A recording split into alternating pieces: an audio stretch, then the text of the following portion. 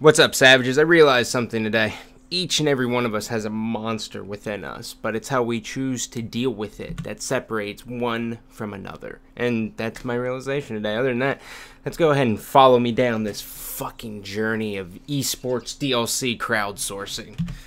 Ladies and gentlemen, welcome to Gandhi's Thoughts, brought to you by my nutrition. I'm Gandhi, and today, talking about a little thing that we like to call crowdsourcing, and how it works, and the realistic nature of it all. So right off the break, let's just go ahead and say what needs to be said. The competitive community in Call of Duty Ghosts, and Halo, and all console shooters are the huge minority by a landslide. Yeah, like I'm talking very, very small. You have to just embrace that. Alright, like we aren't even like on the, technically we are on the radar of Activision or 343 Studios, but we are very, very small. Alright, I know we're elitist and we think, oh man, well, you know, we're the competitive ones of this group. This is what we do, right? Doesn't matter.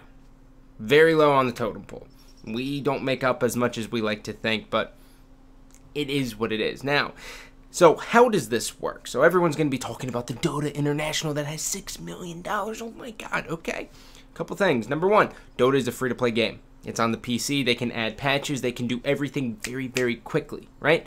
Also, in Dota 2, skins are the bee's knees. Everything in a MOBA, you want to have a skin because skins are badass.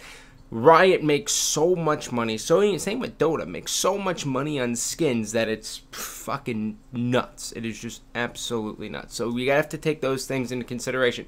A free-to-play game, not on the Xbox One, don't have to worry about anything.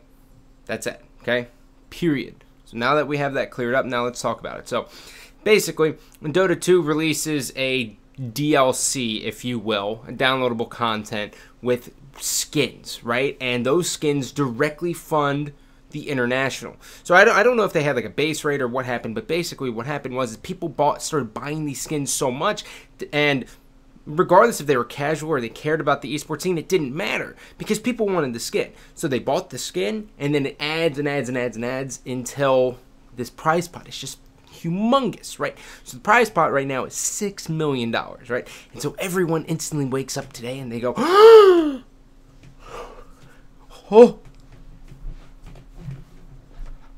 yeah, oh my god, COD can do that too. I don't know about that. So I drafted up the best case scenario in a document here, and we're going to take a look at basically the figures that are really, honestly, realistic here. So there's two things that Call of Duty could do. They could do an eSports map pack DLC, which is broke down just like this. So if you look at this right here, okay, sorry, this right here, this column is, I don't even know how I hit that button, but whatever. This column right here is basically the number of people who actually bought the DLC. This is going to be the total price. Now, the eSports DLC map pack would basically end up looking something like, you know, 3 maps, 3 competitive maps, and probably the ideal way to do it, which basically would have to wait for Treyarch to do it, right? Or Infinity Ward's next game, or Sledgehammer to kind of do something else. But let's just take Treyarch, for example, okay? They want to do a crowdsourcing, right? So what they do is they recreate, they launch their game. They don't have any of the same old maps. They launch their Black Ops 3 or whatever the hell it's going to be called. They have their whole new maps. They have everything brand new, right?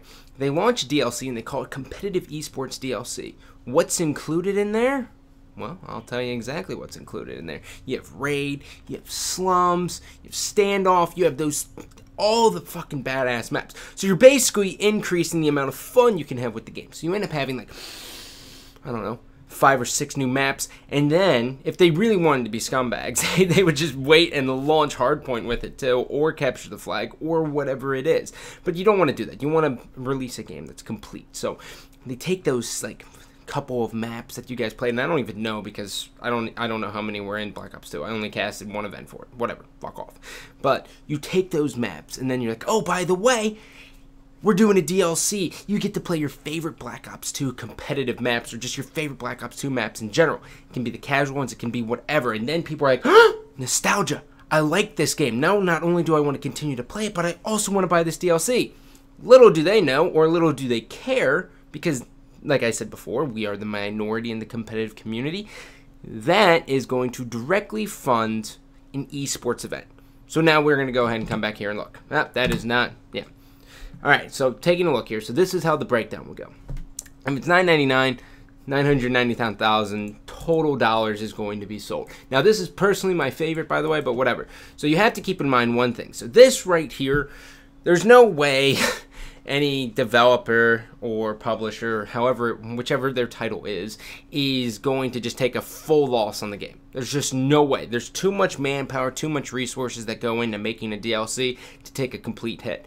So we're going to go ahead and chalk up $2.50 for the esports event, okay? So then if 100,000 people even buy that, that's still $250,000, which, yeah, that's nice, but it's not, you know, $6 million nice. So then you come down here, and this is basically what Treyarch or Infinity Ward or Sledgehammer would end up making on the entire thing. So it's $250 minus $999 minus $250 gives you $749, and then so they would end up making $749,000. Now I have no idea how many people actually buy DLC or what the fucking case is, but I'm just going with the figures that I basically tweeted this morning, and people were like, "Oh no, this is high, this is low, this is this." Like, basically everyone was kind of saying like Black Ops 2 DLC sold like 200,000. I was like, okay, so I can take that figure and kind of cut that in half, assuming that, you know, the game maybe falls off or it doesn't fall off, or, you know, just anticipating the worst, basically, right?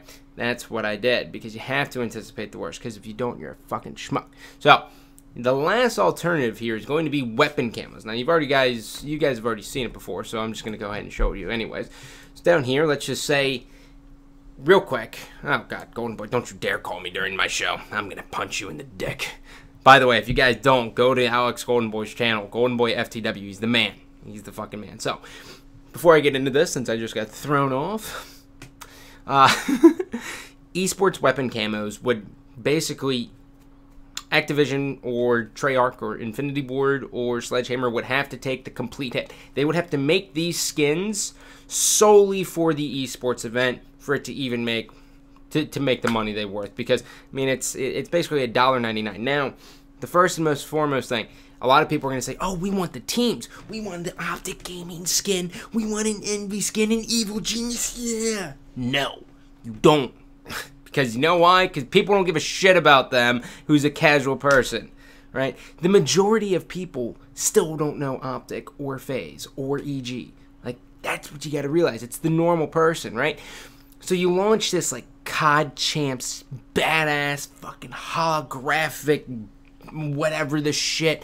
Put Lil Wayne on it and fucking Drake and whatever the hell people listen to these days. I don't fucking know. But you throw them on it to make it sell, and then you directly source it, right? So now here, now this is basically how the breakdown looks now. So, oh, that looks like shit that way, doesn't it? I try to scroll up, not good. So, I don't even know what to expect for weapon skins, but I assume, like, everyone and their sister wants a weapon skin, right? So this figure is probably even high, so hence why this is best case scenario. So if 500,000 people buy it, then that would be 995,000. That would basically be going directly to an esports event. So you can see kind of how, like, it can stack up very, very quick. But the problem is, again, COD, whether we like it or not, Halo, whether we like it or not, even Gears of War, we are the minority. The competitive community is very low on the totem pole, right? But COD has the ability to very easily do this, right? Because the key to an successful esport, as we on the Halo side of things know, is you have to have a casual fan base. If you don't have a casual fan base, you're gonna be fucked. And that's why Black Ops 2 was so good, because you were playing the game, for the most part, directly out of the box. So what fucking Super Turtle 912 was playing was the exact same thing as, you know, Complexity was playing, who now are EG, right? But like Optic Gaming and Envy. That's how this was able to grow. You didn't start banning things, and I understand bans are a part of the thing, but that is what's the difference. So there is your lesson on crowdsourcing. Other than that, take it easy. And by that I mean I love you, but I don't love you. Fuck off. I screwed up my ending there. Whatever. I wanted to go with the fuck off. You know I love you all. I love you, baby.